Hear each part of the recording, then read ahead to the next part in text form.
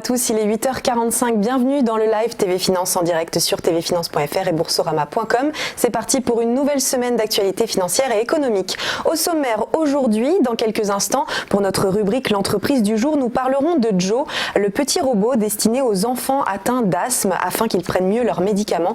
Un robot développé par la société Ludocare. On accueillera sa présidente Alexandra de la Fontaine. Puis nous suivrons l'ouverture de la Bourse de Paris à 9h avec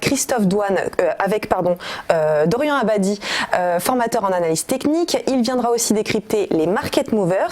Et puis dans Parole de dirigeants, première partie, focus sur une nouvelle énergie intelligente pour les bureaux. On en parle avec Antoine Cussac, directeur d'énergie IP, entreprise spécialisée dans la solution Ethernet. Enfin, en seconde partie, si vous êtes un entrepreneur à la recherche d'un lieu de prestige à Paris pour établir votre siège social, suivez notre interview de Max Zilberman, directeur général des Tricolores.fr, une legal tech qui vous permet de domicilier votre entreprise en 3 clics. Mais avant, regardons un petit peu les actualités qui ont été ces dernières heures importantes et nouveaux rebondissements entre la Chine et les États-Unis. Donald Trump a annoncé hier que 200 milliards de dollars de produits chinois, jusque-là soumis à des droits de douane de 10% à leur entrée aux États-Unis, seraient taxés à hauteur de 25% à partir de vendredi. Cette décision du président américain intervient alors que doivent reprendre les difficiles négociations commerciales entre les deux pays. Donald Trump a ajouté que 325 milliards de dollars de biens exportés par la Chine aux États-Unis et actuellement non taxés le seraient prochainement à 25% eux aussi. À Pékin, la semaine dernière, le secrétaire américain au Trésor Steven Mnuchin a fait état mercredi d'entretiens fructueux avec le vice-premier ministre chinois Liu He. Il a estimé que 2 cycles supplémentaires de discussions pourraient permettre aux deux pays de finaliser un accord commercial.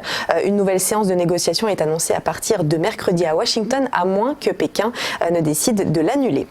Qui pour succéder à Warren Buffett à la présidence de sa holding Berkshire Hathaway? 2 noms semblent se préciser. Cette année, lors de sa traditionnelle assemblée générale, le milliardaire américain n'était pas seul pour répondre aux questions. À ses côtés, Gregory Abel, 57 ans, et Ajit Jain, 67 ans, tous deux promus en janvier 2018, membres du conseil d'administration. Pourtant, cela fait des années qu'il travaille pour l'entreprise. Gregory Abel l'a rejoint en 1992 au sein de la division énergie, tandis qu'Ajit Jain l'a intégré en 1986 dans la division assurance qu'il dirige aujourd'hui.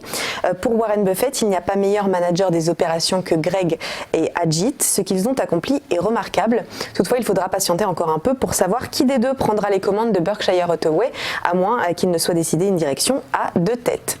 Enfin, chers amis parisiens, c'est aujourd'hui qu'ouvre le tout premier Ikea en centre-ville. Et pour cette première, le groupe a choisi le quartier de la Madeleine, 5400 mètres carrés de boutiques destinées à l'ameublement et à la décoration. Alors pourquoi Paris? Eh bien, le PDG d'Ikea France, Walter Cadnar, a indiqué dans une interview que la France représentait le 3e plus gros marché derrière l'Allemagne et les États-Unis.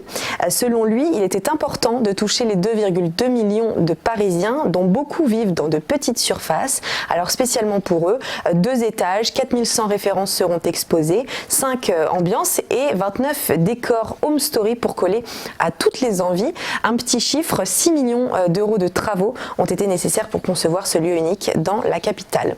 On fait maintenant un petit point sur la bourse de Paris avec le CAC 40 qui a terminé en petite hausse vendredi, plus 0,18% à 5568,84 points. On a aussi remarqué une belle remontée du Nasdaq, plus 1,58% à 8164 points tout rond. Et dans le rouge, l'indice japonais, moins 0,22% à 22 258,73 points. Restez avec nous, on se retrouve dans quelques instants pour notre première interview.